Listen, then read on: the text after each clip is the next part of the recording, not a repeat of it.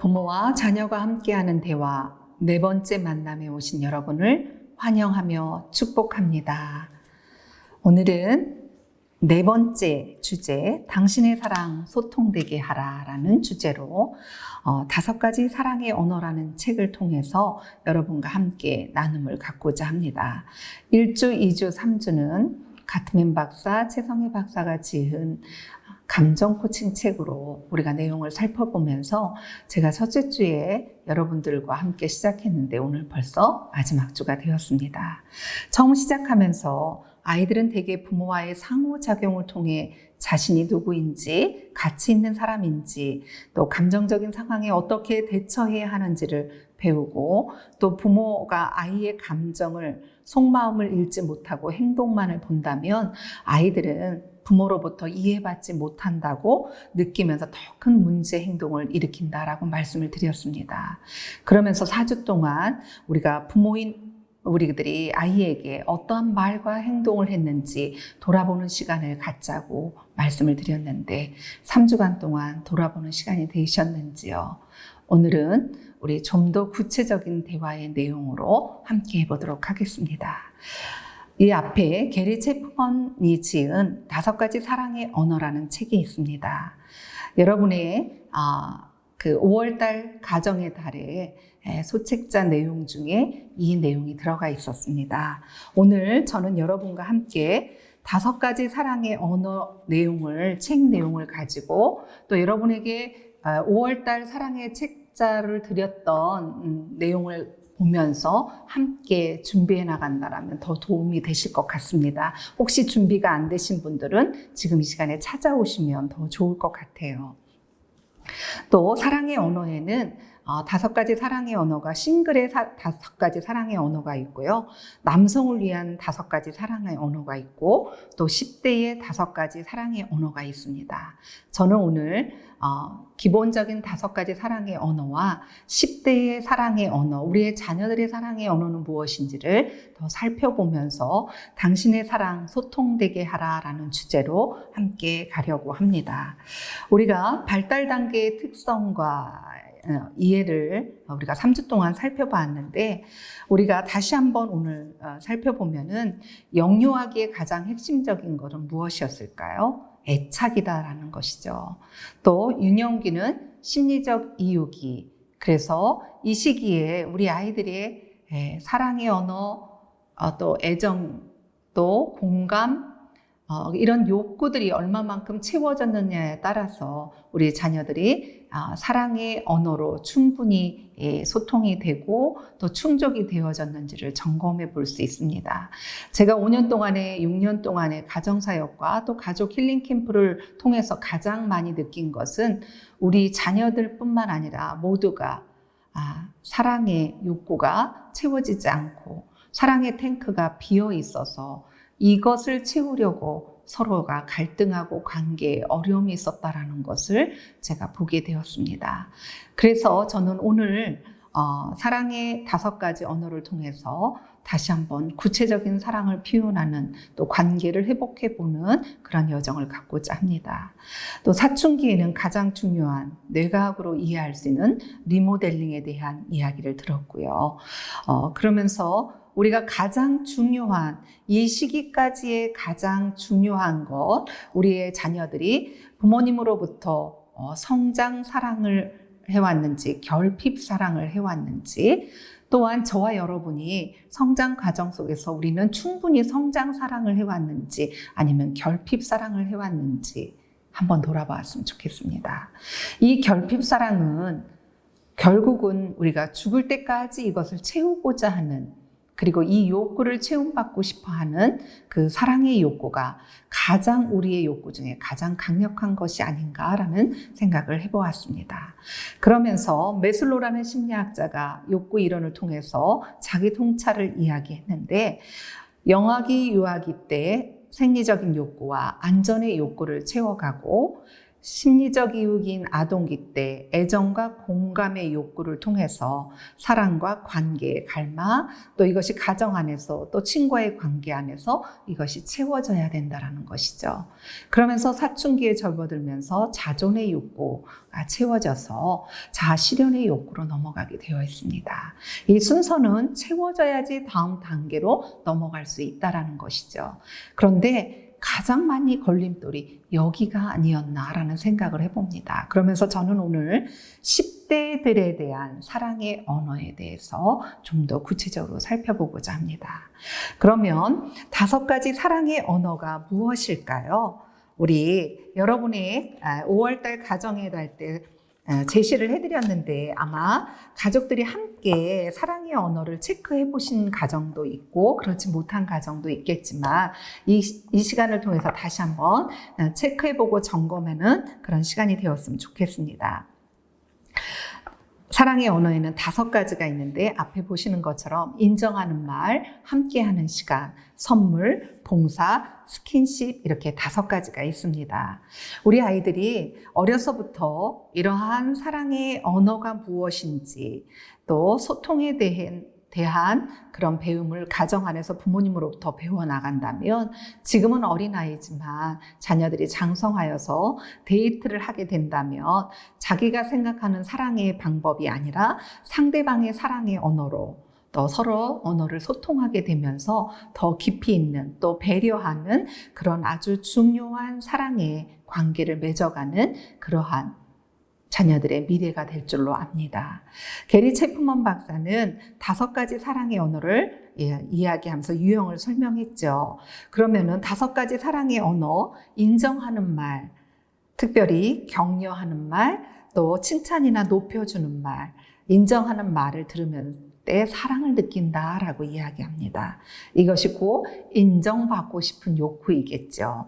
근데 만약에 인정하는 말이 사랑의 언어인데 인정하는 말을 듣지 않고 엄마는 사랑의 언어가 선물이어서 자꾸 아이들한테 선물만을 주면 이것이 나쁘지는 않아요. 그렇지만 뭔가 세월이 흘러가면 흘러갈수록 2% 채워지지 않은 게 점점 올라갈수록 쌓여지게 되어져서 어떻게 생각하냐면 나는 엄마가 나를 사랑하지 않는가?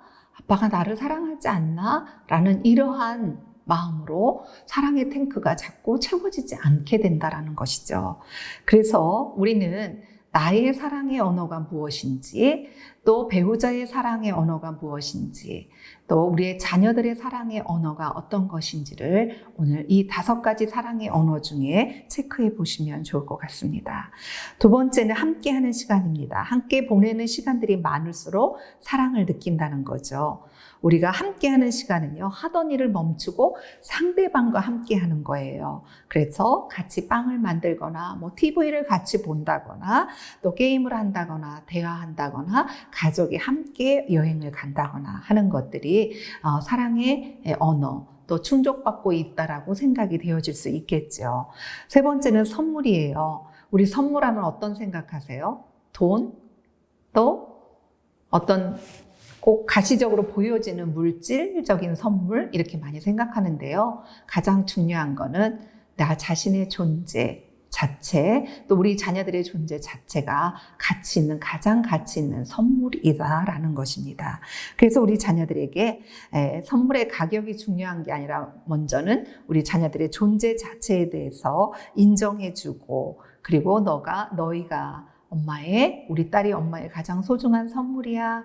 우리 아들이 엄마의 가장 소중한 선물이야 라고 이야기해 주는 것 자체도 우리 선물이 사랑의 언어인 자녀들에게는 충분한 사랑을 느낄 수 있다는 것입니다. 봉사입니다. 4번째, 다른 사람을 위해 봉사하고 섬김을 받을 때 사랑을 느낀다 그랬어요. 우리 아이들이 힘들어하거나 또 우리의 자녀들이 시험을 볼 때에 엄마들이 어떻게 해주면 좋을까요? 간식을 만들어준다거나 때로는 방을 치워준다거나 또는 아이들에게 사랑의 메시지로 메모해서 방문에 붙여주거나 아니면 책상에 올려주거나 또 가방을 들어줘서 우리의 자녀들을 학교 가는 데 데려다 준다거나 하는 것. 우리의 아이들은 정말 엄마가 나를 사랑하는구나 라고 충분하게 공감하고 느낄 수 있다는 것입니다. 5번째는 스킨십입니다. 악수를 하거나 또 가볍게 안거나 포옹하거나 뭐 이러한 신체적인 스킨십을 말하는 거죠. 이럴 때 아이들은 사랑을 받는다라는 느낌을 갖습니다. 그런데 우리 아이들이 아이의 기질에 따라 성향에 따라 다 다르잖아요. 그죠? 그냥 머리 쓰담쓰담만 해줘도 엄마가 정말 나를 사랑하는구나. 또 손잡고 기도해주면 우리 엄마가 정말 진심으로 나를 사랑하고 있구나. 우리가 스킨십이 사랑의 언어일 때는 아이들을 안아주면서 기도해 준다거나 손을 잡고 기도해 준다거나 할 때 더 깊은 사랑을 느끼죠. 그런데 중요한 이야기가 있어요. 아동발달 과정 연구 보고서에서 안아주거나 키스를 해준 아이들이 훨씬 더 건강하게 자란다라는 연구 결과가 나왔다라는 것입니다. 그런데 이 시기에 스킨십이 사랑의 언어인데 아이들에게 신체에 매를 댔다, 잘못했기 때문에 체벌을 했을 경우에는요, 이 아이는 특별히 초등학교일 경우에 심리적 이유일 때는요, 엄청난 상처를 받는 거예요. 정말 엄마 아빠가 나를 사랑하지 않는구나, 나를 자녀로 생각하지 않는구나 할 정도로 그렇게 심한 상처를 받는다라는 것입니다. 그래서 우리가 이렇게 5가지의 사랑의 언어, 나의 사랑의 언어, 배우자, 우리의 자녀들의 사랑의 언어를 살펴보면서 서로가 사랑을 한다는 건 상대방의 사랑의 언어로 사랑을 하는 겁니다.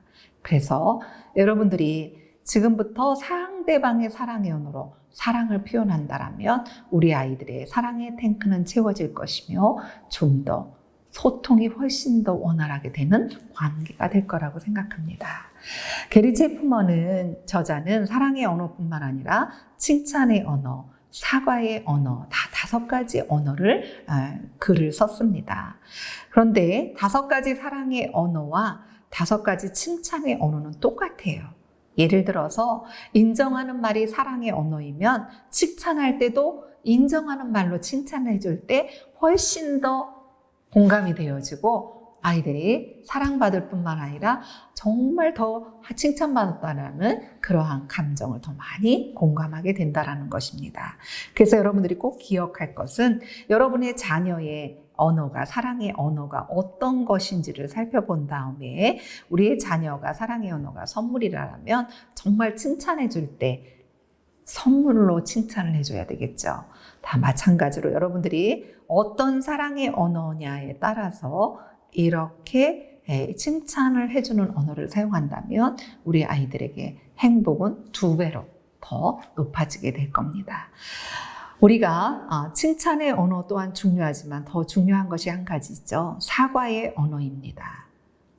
우리는 사과하는 말을 어려서부터 부모님으로부터 듣고 자라면 우리의 자녀들도 자기가 잘못을 바로바로 인정하면서 사과하는 그러한 관계를 만들어갈 수 있습니다. 그래서 사과의 언어에는 5가지 우리 함께 읽어볼까요? 미안해, 내가 잘못했어. 어떻게 하면 좋을까? 다시 안 그럴게. 날 용서해 줄래? 라는 이렇게 사과의 언어가 있습니다. 여러분 이 5가지 중에 어떤 언어를 제일 많이 사용하셨어요? 혹시 여러분의 자녀들에게 어떤 언어를 제일 많이 사용하신 것 같을까요? 내가 잘못했어. 이런 말 하셨어요? 미안하다는 말 많이 하셨을까요? 여러분들이 우리의 자녀들에게 부모도 어른이지만 잘못할 때는 그때그때 바로바로 인정한다면 우리의 자녀들은 부모님이 나를 더 존중한다라고 생각하면서 더 사랑받는다라는 생각을 하게 된다는 것입니다. 또 우리가 자녀들을 양육하면서 또는 부부간에 서로에게 어떤 보상을 해줘야 될 때 역시 5가지 사랑의 언어에 해당되는 상대방의 자녀들의 배우자의 사랑의 언어로 보상을 해주면 더 그것이 바람직하다라는 것입니다. 예를 들어서 스킨십, 사랑의 언어면 안아주는 것으로 보상을 해주는 거고요. 봉사, 남편 할 때는 차를 청소해주면 남편한테 보상이 되겠죠. 선물일 수도 있겠고, 또 한 주간 함께 보내줄 것을 아내들은 요구를 하면 남편이 또 그 요구에 응해주면서, 또 인정하는 말이 사랑의 언어면 사랑을 확인해주는 말, 편지를 써서도 할 수 있겠고, 말로 때로는 카카오톡으로 메시지를 보내면서 사랑의 표현을 우리 아이 자녀들한테 이런 요구로 우리가 보상을 해야 될 상황이라면 이렇게 다양한 방법으로 사용할 수 있다는 거예요. 자, 아까 사과의 언어 읽었듯이 미안해요. 우리가 미안해요라는 말은 그래도 제일 많이 했을 것 같아요. 내가 뭔가 책임을 잘못했을 때, 내가 잘못했어 하면서 내 책임을 인정하는 것, 또 어떻게 해드리면 좋겠어요 라고 하면서 보상해줘야 되는 거. 이 보상 아까 뭐라 그랬죠? 조금 전에 이야기했죠? 사랑의, 상대방의 자녀들의 사랑의 언어로 보상해주는 거. 다시는 그러지 않을게요. 진실한 뉘우침. 나를 용서해 주겠어요? 하면서 용서의 요청. 이런 것들이 사랑의 언어입니다. 그러면 오늘 구체적으로 10대들의 사랑의 언어가 어떤 언어일까요?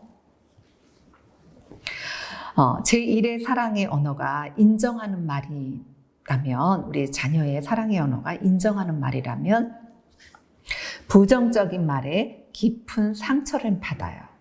그런데 우리가 자녀들에게 생각지 않게 부정적인 말을 할 때가 참으로 많이 있다라는 거예요. 여러분은 어떠세요? 3주 동안 우리가 교육을 했는데 여러분들이 3주 동안 우리 아이들한테, 자녀들한테 대화한 내용이 부정적인 말을 더 많이 했나요? 우리 멀어지는 대화, 다가가는 대화를 해야 되는데, 다가가는 마음을 닫는 대화를 했다라면, 마음을 여는 대화를 해야 되는데 마음을 닫는 대화 중에 우리 10대들에게 가장 큰 것이 무엇일까요? 부정적인 말이라는 거예요.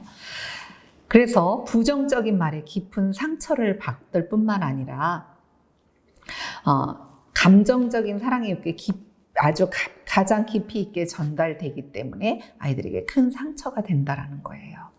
부모님이 나를 사랑한다는 것은 아는데 어떤 때는 나를 사랑하지 않는 것 같다라는 느낌을 갖는다라면 우리 부모님들이 언어 표현의 방법에 있어서 문제가 있다라고 볼 수 있겠죠. 부정적인 말 다음에 비판하는 말을 우리 자녀들에게, 10대들에게 많이 한다면 우리 자녀들은 부모님께 벗어나고 싶다는 생각이 들게 된다라는 것입니다.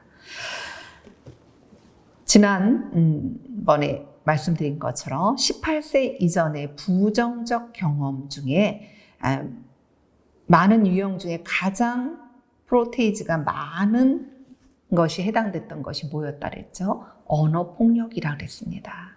우리의 자녀들에게 부정적인 말, 비판하는 말, 부정적인 말, 비판하는 말 다 뭘까요? 자녀들에게는 언어폭력으로 들려지게 된다는 것입니다. 스트레스를 많이 받는 10대 애들에게 이런 언어폭력, 아이들에게는 독성이 되는 대화가 될 수밖에 없다는 것입니다. 우리 인정하는 말 중에 우리 중요한 한 가지 함께 살펴보면, 인정하는 말이 사랑의 언어인데 부모가 이를 표현하지 않아서 사랑의 탱크가 텅 빈 것이 된다라는 것입니다. 그런데 부모 자신이 사랑의 탱크가 비어 있으면 자녀들에게 건강하지 못한 행동 양식을 자주 보여주게 됩니다. 그래서 부모 자신들이 자신들의 잘못을 진심으로 용서하는 그러한 사과의 시간이 꼭 필요하다라는 것입니다. 우리 부모 자신이 여러분들의 사랑의 언어가 어떤 언어가 사랑의 언어였어요? 5가지 중에 다 하나씩 해당되실 거예요. 첫 번째 언어, 제1의 사랑의 언어가 2개이신 분들도 있어요. 여러분들이 체크해 보시면. 그런데 부모 자신이 사랑의 탱크가 비어 있는데 이 사랑의 탱크가 우리들도 역시 성장하면서 부모님들에게 나의 사랑의 언어로 사랑의 말을 들은 것이 아니라 부모님의 사랑의 언어로 우리를 사랑했다라면 우리의 사랑의 언어는 채워지지 않았다라는 거예요. 그러면 내가 사랑의 언어가 채워지지 않았으면 어떻게 해요? 우리의 자녀들의 사랑의 탱크를 채워줄 수 없다라는 것입니다. 왜? 내가 채워지지 않은 것, 채움받고 싶은 욕구, 부모의 욕구가 더 크다 보면 자녀들의 마음에 공감해주고 자녀들의 사랑의 언어를 표현해주는데 어려움이 있다는 것입니다. 그래서 부모님들 자신들이 나의 사랑의 탱크에 빈 것이 무엇인가 인정하는 말 또는 선물 또는 봉사, 함께하는 시간, 스킨십 어떤 것인지 여러분들이 한번 살펴보시기 바랍니다. 잠언서 18장 32절에 죽고 사는 것이 혀의 힘에 달렸나니 이만큼 우리가 말의 힘이 우리 자녀들에게는 더군다나 중요하다라는 것 꼭 기억하시면서 우리가 10대들의 자녀들에게 인정하는 말 중에 좋아하는 말 뭘까요? 칭찬하는 말이에요. 그리고 애정을 표현하는 말입니다. 칭찬하는 말, 정말 10대들에게 칭찬할 거 많지 않아요. 그러나 잘 칭찬할 것을 한 가지씩 찾아보세요. 예를 들어서 다른 날보다 방이 깨끗하다라면 어머, 너 방 청소 너무 잘했구나. 깨끗해서 오늘 방 너무 깨끗하게 잘 치웠네. 근데 구체적으로 진실성 있게 우리 자녀들에게 칭찬을 해주셔야 된다라는 거예요. 너무 방대하게 말고 아주 자그마한 것 하나하나에 칭찬해 주되 진실성 있게. 또 비난과 폭언을 금지해야 돼. 이 시기에는 아까 앞에서 말한 것처럼 무조건적인 수용이 꼭 필요하다라는 거. 그래서 내가 너를 사랑했고 언제나 너를 사랑할 것이다 라는 그러한 존재 자체에 대한 또 우리의 자녀들의 인정, 칭찬, 사랑의 표현을 해야 되는 것이죠. 자, 두 번째, 애정을 표현하는 말. 애정 표현한 중에 뭘까요? 사랑해 라는 단순한 말 한마디면 돼요. 제가 가족 힐링 캠프 때, 우리 유년부 가족 힐링 캠프 때였어요. 어떤 아이가 무슨 말을 듣고 싶냐라고 했더니 사랑한다는 말을 듣고 싶다 그랬거든요. 그런데 사랑한다는 말을 듣고 싶어요 라고 하면서 바로 이어서 뭐라 그랬냐면요. 아주 많이 받고 싶어요. 그랬어요.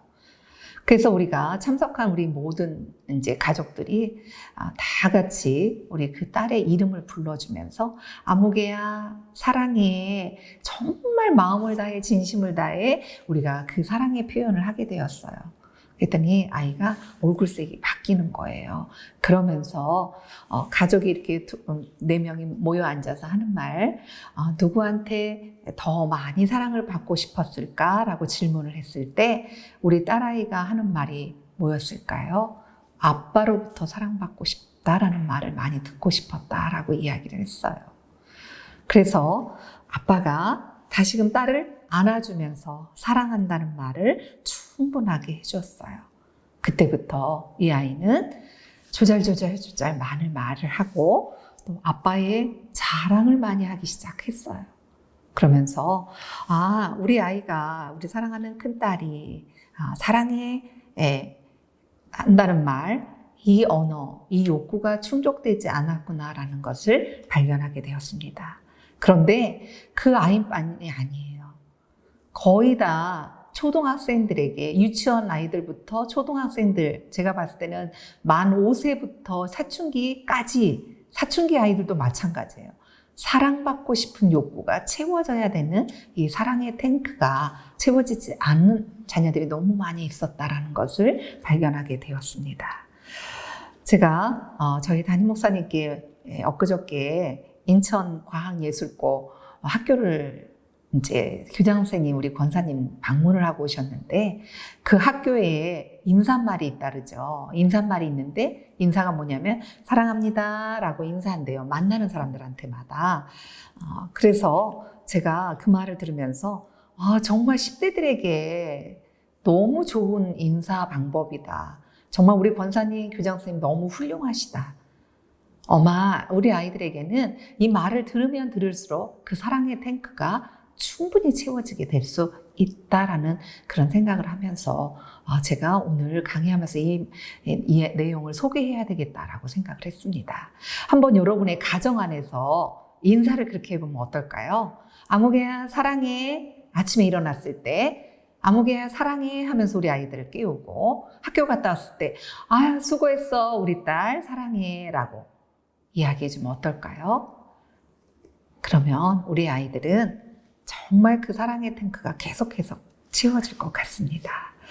자, 그러면 또 한 가지 인정하는 말이 사랑의 언어인 아이들에게 더 중요한 것 한 가지가 있습니다. 가족 전체가 있는 가운데서 10대들을 인정하라라는 것입니다. 모든 10대에게는 인정하는 말이 필요하대요. 인정하는 말이 사랑의 언어가 아니어도 모든 10대에게 필요하는데, 왜냐하면 이 시기는 전환기를 거치면서 불안해하는 10대들이거든요. 그래서 이러한 불안해하는 10대들에게 인정하는 말은 마치 영혼의 사막에 내리는 비와 같다라고 표현을 했습니다. 그래서 여러분들이 규칙적으로 표현하면 10대의 감정 탱크는 늘 충분히 채워질 것이다 라는 것이에요. 그래서 저는 여러분들이 아침, 점심, 저녁 또는 아침에 일어날 때, 또 저녁에 잠잘 때, 또는 학교 갔다 왔을 때 아무개야 사랑해, 우리 딸 사랑해 라고 해준다면 우리의 자녀들의 사랑의 탱크가 채워질 뿐만 아니라 여러분 자신들도 그런 사랑의 언어로 인하여서 사랑의 탱크가 채워지지 않을까라고 생각해 봅니다. 두 번째 사랑의 언어는 함께하는 시간입니다. 혹시 여러분 사랑의 제1의 사랑의 언어가 함께하는 시간이신 분 있으세요? 저는 제 사랑의 언어가 함께하는 시간이에요.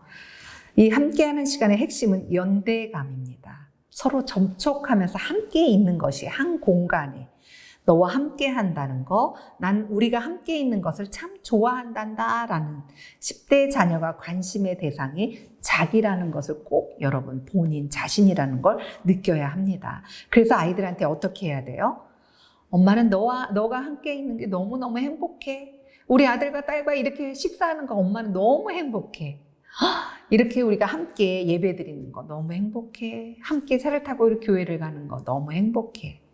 마트 가서 같이 장을 보더라도 우리 아들, 딸들과 함께 하니까 오늘 너무 행복한 그러한 외출이었네? 라고 이렇게 표현해 주는 거. 그리고 가족 모임이 있거나 손님들이 오셨을 때 우리의 자녀들을 인사를 시키시면서 꼭 존재에 대해서 우리 아들 때문에, 우리 딸 때문에 함께해서 너는 행복한 그런 엄마랍니다 하면서 이렇게 소개를 해준다면 우리의 자녀들은 훨씬 더 사랑해. 존재 자체의 사랑을 느끼고 가치 있는 존재라는 것을 느끼게 된다는 것입니다. 그러나 중요한 것은 함께하는 시간에 우리 자녀들과 진정한 대화를 해야 된다는 거, 그 다음에 자녀들의 말을 듣는 데 관심이 집중되셔야 돼요. 핸드폰 하면서 들으시면 안 되고요. 함께하는 시간이 우리 자녀의 사랑의 언어이기 때문에 함께 해준다고 하면서 엄마 메모 정리하고 핸드폰 하면서 아니 텔레비전 보면서 아이의 말을 별로 경청하지 않는다면 아이들은 별로 자기가 사랑받는다는 느낌을 받지 못하거든요. 그래서 공감하면서 귀를 기울여야 한다. 자녀들의 생각, 감정, 욕구 등을 진정으로 이해하려는 태도로 함께하는 시간을 가지셔야 된다라는 것입니다. 자, 10대들의 사랑의 언어가 함께하는 시간인데 10대의 말 적극적인 경청 방법 8가지를 소개했습니다. 우리 함께 PPT를 보시면서 읽어보시겠습니다. 자녀에게 시선 고정, 자녀의 말을 들으면서 동시에 다른 일을 하지 말라. 감정에 귀 기울이라. 공감, 마음의 경청을 하는 거죠. 몸짓으로 표현하는 언어를 관찰하라. 가로막지 말라. 반영적 질문을 하라. 이해한 것을 표현하라. 자녀의 허락을 받아 당신의 견해를 피력하라. 가장 중요한 것, 훌륭한 경청이 선행이 되어야 한다라는 것. 여러분, 아이들의 마음의 경청에 귀를 기울여 줄 때 우리 아이들은 충분히 5분을 하더라도 10분을 함께하는 시간을 가졌더라도 아이들은 충분히 채워진다는 거예요. 아주 많은 시간이 필요한 게 아니라 정말 진실되게 정말 감정의 마음의 소리에 귀를 기울이면서 함께하는 시간을 가져주면 시간의 용량이 중요한 게 아니라 아이들의 진정한 그 마음의 감동이 와준 것이 더 중요하다라는 거 꼭 기억하시기 바랍니다. 자, 10대들이 원하는 함께하는 활동이 무엇이 있을까요? 가장 중요한 건 자녀들이 원하는 걸 물어보시면 돼요. 그런데 10대가 좋아하는 것은 우리 부모님과 함께 맞지는 않지만 우리 자녀들을 위해서 자녀들이 선택한 것을 존중하면서 함께 해주는 것이고요. 또 추천하는 것, 여행을 추천합니다.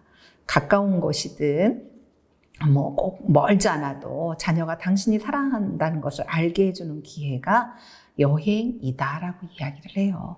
그래서 여러분들이 가까운 근교에 이렇게 여행하고 휴가 때는 조금 더 멀리 여행하면서 함께하는 시간 갖는 것, 이 시기에 굉장히 중요합니다. 세 번째 사랑의 언어는 스킨십입니다. 자, 스킨십을 할 때는 적절한 장소 또 융통성을 가져야 된다라는 것이, 왜냐하면 10대들에게는 스킨십이 사랑의 언어이지만 때와 장소를 잘 구분해서 표현해 주시는 것이 아이들한테 상처가 되지 않게 된다는 것입니다. 핵심적인 거는 상대방의 사랑의 언어를 표현하는 것을 습득하는 것이다. 자녀가 사랑받는다고 느끼는 것이 핵심 문제예요. 문제는 암만 스킨십을 내가 좋아하는 스킨십으로 스킨십을 해주면 아이들한테 사랑받는다는 느낌이 별로 없으면 아니잖아요. 그래서 물어보시면 좋아요. 너는 어떨 때 가장 사랑받는다는 느낌이 드니? 어떤 아이는 안아달라고 그러고요. 어떤 아이는 머리 쓰담쓰담, 아니면 등을 토닥토닥토닥 해줄 때 나는 엄마가 아빠가 사랑해주는 것 같아 라는 이런 표현들을 다 하거든요. 한번 물어보세요. 그러면서 가장 자녀가 원하는 사랑의 표현을 해주시는데, 우리 10대들에게 아무 데서나 스킨십 해주고 껴안아주고 뽀뽀해주고 이런 것은 아이들한테 별로 바람직하지 않아요. 그래서 우리가 우리의 자녀들에게 한 인격체로서 존중하면서 아이들이 원하는 사랑의 언어 해야 되는 것 중요하죠. 사랑의 언어 스킨십 중에 가장 중요한 말이 하나가 있습니다. 아버지들에게 전하는 말이에요. 10대 딸은 자신을 여성으로, 그것도 남성에게 매력적인 여성으로 느낄 필요가 있다. 그래서 아버지의 역할은 딸에게 이런 행복감을 주는 것이다 라고 이야기했습니다. 제가 지난 3일 동안, 주말에 3일 동안 상담 집중 훈련을 이제 워크숍이 있어서 받았어요. 그런데 어떤 제목이었냐면요. 부성적 대물림이었어요. 그래서 어떻게 하면 아버지의 긍정적인 대물림을 해줄 수 있을까? 근데 아버지의 육아에 대한 계속적인 연구가 되면서 중요한 것. 엄마보다 아빠의 육아에 참여가 여자이든 남자이든 아들이든 딸이든 지대한 영향력을 준다. 훨씬 효과가 높다라는 연구가 나와 있어요. 우리 그동안의 인식은 어때요? 아빠들은 경제적인 걸 담당하고 엄마가 육아를 담당한다라고 생각했잖아요. 그런데 그렇지 않다라는 거예요. 그래서 우리 아빠들이 특별히 10대들에게, 아이들에게, 딸이든 아들이든 자녀들에게 함께 사랑의 언어를 표현해주고 함께 한다라는 거 얼마나 중요한지 여러분들이 다시 한번 생각해 보시면 좋겠고요.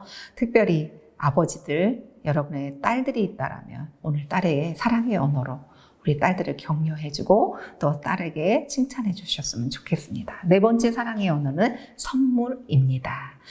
자, 우리 딸, 우리 아들 존재 자체가 선물이에요. 왜냐하면 우리의 자녀들은 누가 주셨어요? 하나님께서 우리들에게 선물로 주셨어요. 여러분 이 선물 잘 받으셨어요? 자녀라는 선물 얼마나 소중하게, 또 이 선물이, 여러분 선물 받으면 좋잖아요. 또 엄청난 선물을 주셨잖아요. 우리의 자녀라는 선물을. 근데 이 자녀의 선물을 여러분 얼마만큼 가치 있고 소중하게 여기면서 또 얼마만큼 만족하면서 그 선물을 소중히 여겼을까요? 우리 하나님께서 조건 없이 우리에게 주신 것처럼 우리를 값없이 우리에게 은혜를 베풀어 주시고 하나님의 자녀가 되게 하신 것, 구원받게 하신 그 하나님의 사랑을 우리도 우리 자녀들에게 조건 없이 사랑을 주어야 된다는 거예요. 그런데 우리가 가끔 실수하죠. 거래하는 조건으로 뭔가를 선물을 주고받거나, 그죠? 또 뭐 엄마의 이런 일을 도와주면 내가 뭘 해주겠다라는 그런 대가, 이런 거 우리 아이들에게는 절대로 사랑의 언어로 받아들여지기 어렵다라는 것입니다. 여러분 크리스마스 때 또는 생일일 때 무슨 특별한 날 때만이 아니라 조건 없이 수시로 특별히 선물이 사랑의 언어인 우리의 자녀들에게는 여러분들이 사랑을 많이 선물로 주시는 것, 물질적인 것만이 아니라 그랬어요. 정서적인 선물 많이 해주시기 바랍니다. 마지막 5번째, 봉사입니다. 부모들이 봉사해주면 엄청 많이 좋아하잖아요, 아이들이. 그죠? 그런데 정말 아이들이 부모들한테 많이 해주지 않아요? 봉사? 근데 엄마가 사랑의 언어가 봉사이면 아이들이 해주는 것이 너무너무 좋은데 나는 봉사가 사랑의 언어가 아니라 뭐예요? 인정하는 말 아니면 함께하는 시간이면은 아이들이 엄마를 막 도와주고 아빠를 도와줘도 별로 고마움이 없다라는 거예요. 그런데 반대로 아이는 봉사가 사랑의 언어니까 자꾸 봉사를 해주는 걸로 엄마한테 사랑해, 아빠한테 사랑한다는 말을 이렇게 묵시적으로 자꾸 표현하는 거거든요. 근데 별로 고맙다는 표현을 안 해. 그러면 아이들이 뭘까? 어떤 마음일까요? 엄마를 다 사랑하지 않나? 아빠는 나를 사랑하지 않나? 라는 생각을 갖겠죠.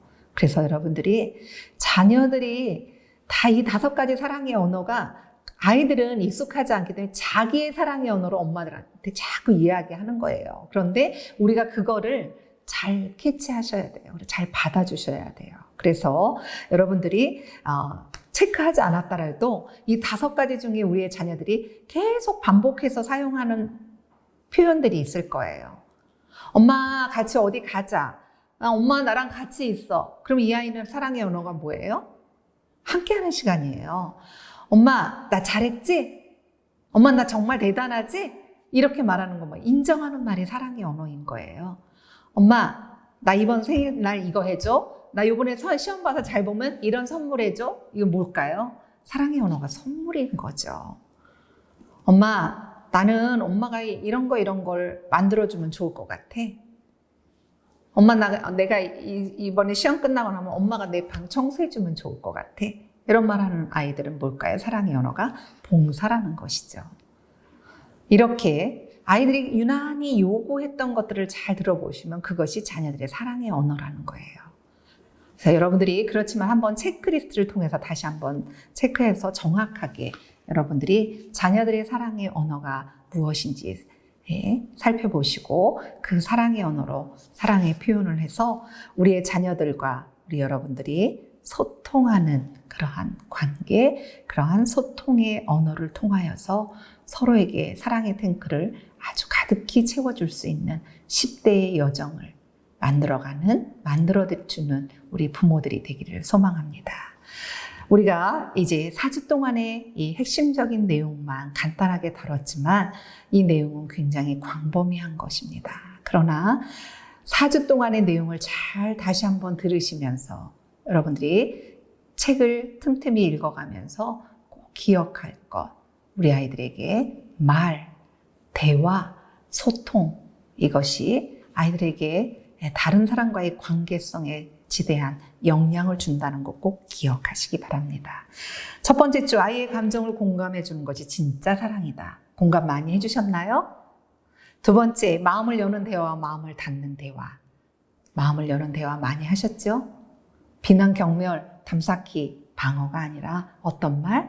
서로 다가가는 대화, 경청해주고 공감하는 대화. 지난주에 성장 시기에 따라 아이를 대하는 방법도 달라야 된다. 영아기 때부터 시작해서 감정적 교류를 시작해서부터 소통은 시작이 되어졌어요.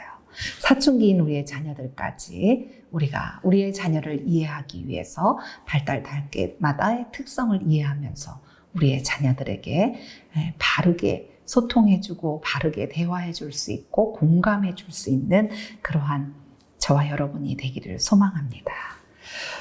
마지막 말씀, 첫째 주에 읽었던 에베소서 6장 1절에서 4절 말씀입니다.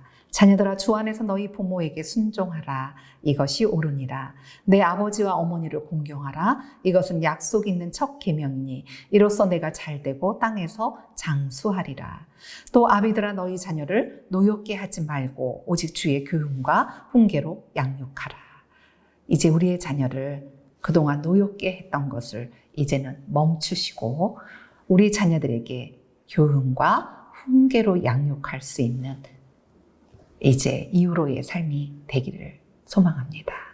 그럴 때 우리의 자녀들은 주 안에서 부모님에게 순종할 것이고 또 공경하는 그러한 자녀들이 될 것이고 그래서 우리의 가정이 장수하고 건강한 행복한 가정이 되어질 줄로 믿습니다. 이제 이러한 소통의 관계가 회복되면서 우리의 가정 안에는 이제 꼭 있어야 될 받침 뭘까요? 쉐마의 말씀이 우리의 가정의 모퉁이 돌이 되어야 됩니다. 여러분들이 항상 우리의 가정 안에서 우리의 자녀들을 말씀으로 양육하고 부지런히 가르치면서 하나님께서 우리에게 주신 이 자녀들의 선물, 하나님의 방법대로 하나님의 말씀으로 양육하여 우리가 천국 가서 하나님 앞에 섰을 때 당신이 주신 귀한 선물 너무 감사했습니다. 그리고 이 선물이 정말 내 삶의 선물이 되었을 뿐만 아니라 하나님 나라의 귀한 일꾼, 또 하나님 나라에 귀하게 쓰임받는 우리의 자녀들 되게 하심을 감사하며 고백할 수 있는 그러한 고백이 우리 천국에서 우리 하나님께 드려지는 고백이 되기를 소망합니다. 여러분, 한 주간 동안 사랑의 언어 체크 못하셨으면 다시 한번 체크해 보시면서 그 사랑의 언어로 사랑의 표현을 하시면서 함께 했으면 좋겠고요. 우리 지금 베드타임 스토리 계속 진행되고 있는데 초등학교 저학년 아이들까지는 베드타임 스토리 끝난 다음에 사랑의 언어로 사랑의 표현을 해주시고요. 또 우리 중고청 자녀들에게는 일주일에 한 번씩 식탁교제하면서 서로의 사랑의 언어로 사랑을 격려해주고 칭찬해주고 또 사랑의 표현을 해주면서 우리 가정이 예배가 있고 말씀이 있고 또 사랑이 넘치는 그런 행복한 가정, 정말 우리 가정이 최고로 행복한 가정이야. 우리 엄마 아빠가 있어서 나는 정말 행복해. 나는 우리 자녀들이 있어서 너무너무 행복해. 라는 언어가 풍성해지는 하나비전 공동체의 모든 가정들, 우리만이 아니라 우리들이 또 나아가서 학교나 가정이나 직장에서 우리의 사랑의 풍성함이 많이 점점 흘러 넘치게 해서 그 사랑이 세상 곳곳에 흘러가는 역사를 이루는 우리 하나비전 공동체 모든 가정들이 되기를 소망하면서 모든 교육을 과정을 마치도록 하겠습니다. 4주 동안 함께해 주시고 경청해 주신 우리 부모님들을 축복하며 감사합니다.